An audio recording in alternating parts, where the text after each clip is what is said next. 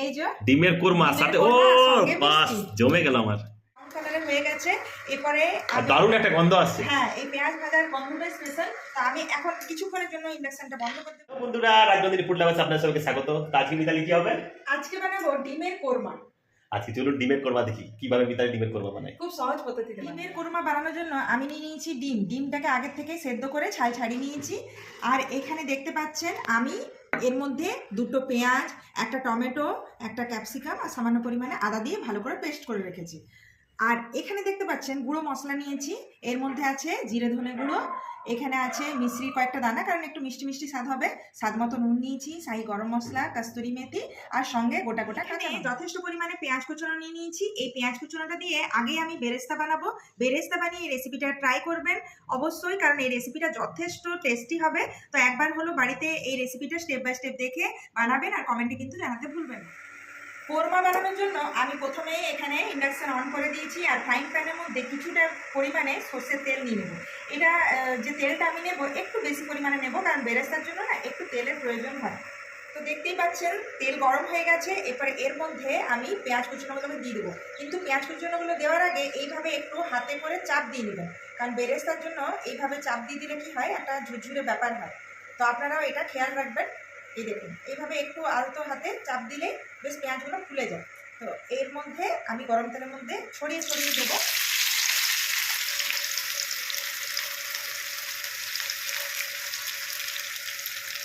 গরম তেলের মধ্যে পেঁয়াজ দেওয়া হয়ে গেছে। এরপরে এটা সামান্য পরিমাণে একটু সময় লাগবে, মিডিয়াম ফ্লেমে এটা ফ্রাই হবে। আর যতক্ষণ আমি বেরেস্তাটা বানাবো এইভাবেই কিন্তু নাড়াচাড়া করতে থাকবো। তো দেখতেই পাচ্ছেন বন্ধুরা, কালারটা একদম পাল্টে গেছে, পুরো ব্রাউন কালারের হয়ে গেছে। এরপরে দারুণ একটা গন্ধ আসছে। হ্যাঁ, এই পেঁয়াজ ভাজার গন্ধটাই স্পেশাল। তো আমি এখন কিছুক্ষণের জন্য ইন্ডাকশনটা বন্ধ করে দেবো আর এই তেলটাকে আমি পুরো ঝরিয়ে নেবো। এভাবে বন্ধুরা বেরেস্তা ভেজে নিয়েছিলাম আর ওই তেলের মধ্যেই আমি এখন ডিমটা ভেজে নেব। তো চলুন একে একে ডিমটাকে আলতো আলতো করে ভেজে নিই।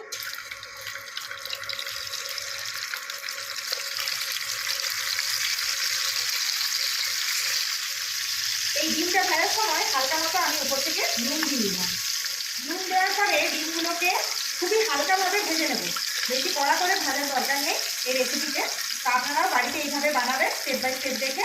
আর অবশ্যই কিন্তু কমেন্টে লিখতে ভুলবেন না আপনাদের রেসিপিগুলো কেমন লাগছে আর কারা কারা কোথা থেকে দেখছেন অবশ্যই জানাবেন, কারণ আমাদের ভীষণ ভালো লাগবে যে কারা কারা কোথা থেকে দেখছেন। তো দেখুন বন্ধুরা, হালকা ব্রাউন ব্রাউন কালারের হয়ে গেছে। তো এই অবস্থাতে আমি ডিমগুলোকে তুলে নেব। এই দেখুন, একে একে ডিমগুলো তুলে নেব। আর এর মধ্যে যে তেলটা আছে এটাতে আমি ওই মশলাটা রেডি করতে আমি মশলাটা করে নেব। তো এই দেখুন, বেটে রাখা মশলাটা এর মধ্যে আমি দিয়ে দেবো। এর মধ্যে দিয়ে দেবো গুঁড়ো মশলা। এই দেখুন, জিরে ধনে গুঁড়ো দিয়ে দিলাম। এরপরে স্বাদ মতো একটু নুন দিয়ে দেবো আর দেবো কস্তুরি মেথি। আর এখানে দেখতেই পাচ্ছেন মিশ্রির দানা। রান্নাটা একটু মিষ্টি মিষ্টি স্বাদ হবে, তো আপনারা মিশ্রির জায়গায় চিনিও দিতে পারেন। আর এখন দেব সামান্য পরিমাণে শাহি গরম মশলা। সমস্ত কিছু মশলা দেওয়ার পরে এইভাবে ভালো করে একটু নাড়াচাড়া করে দেবো। মশলাটা ভালো করে সময় নিয়ে কষাতে হবে। তো দেখুন বন্ধুরা, কালারটা একদম চেঞ্জ হয়ে গেছে আর একটা অসাধারণ কিন্তু গন্ধ বেরিয়ে এসেছে। তো চলুন এখন এর মধ্যে আমি দিয়ে দেবো 2-3টের মতো কাঁচা লঙ্কা, কারণ আপনারা জানেন আমার বাড়িতে বাচ্চারা খাই বলে আমি সবসময় কাঁচা লঙ্কাগুলো গোটা ইউজ করি। তো আপনারা যারা ঝাল পছন্দ করেন একটু ছিঁড়ে দিতে পারেন। তো এখন আমি এর মধ্যে এরপরে কিছুটা পরিমাণে জল দিয়ে দেব। জল দেওয়ার পরে একটু ভালো করে মশলাটা নাড়াচাড়া করে নেব। তো দেখুন, এর মধ্যে একে একে ডিমগুলোকে দিয়ে দেবো এই গ্রেভিটার মধ্যে। আর একটা অসাধারণ কিন্তু গন্ধ বেরোচ্ছে। তো আপনারা চটজলদি এইভাবে এই রেসিপিটা ট্রাই করবেন আর কমেন্টে কিন্তু জানাতে ভুলবেন না। ফ্যামিলির লোকেদেরকে এরকম ভালো মন্দ বানিয়ে বানিয়ে খাওয়ার আর প্রত্যেকটা মুহূর্ত এনজয়। দারুণ গন্ধ বেরিয়েছে, তাহলে দিয়ে দাও আমাকে। দাঁড়াও, হয়ে গেছে। তো এর উপর থেকে একটু শাহি গরম মশলা ছড়িয়ে দেবো। ও বাস, আরো গন্ধের উপর গন্ধ। না, এটার টেস্টটাই কিন্তু একটু ইউনিক। আর এই যে দেখতে পাচ্ছ এত ক্রিস্পি বেরেস্তা হয়েছে, তো এই বেরেস্তাগুলো এর মধ্যে যাবে। তো এই দেখুন বন্ধুরা, আচ্ছা, এটা যে টেস্টটা না একদম টুইস্ট হয়ে যাবে, মানে মনেই হবে না যে বাড়িতে খাচ্ছ না রেস্টুরেন্টে। বাবা দারুণ দারুণ, দেখো অসম্ভব সুন্দর। এমনিতেই কি দারুণ একটা স্মেল বেরোচ্ছে।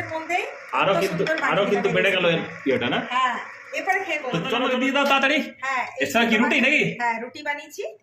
আর সত্যি কথা, এটা রুটি পরোটা দিয়ে জাস্ট জমে যাবে।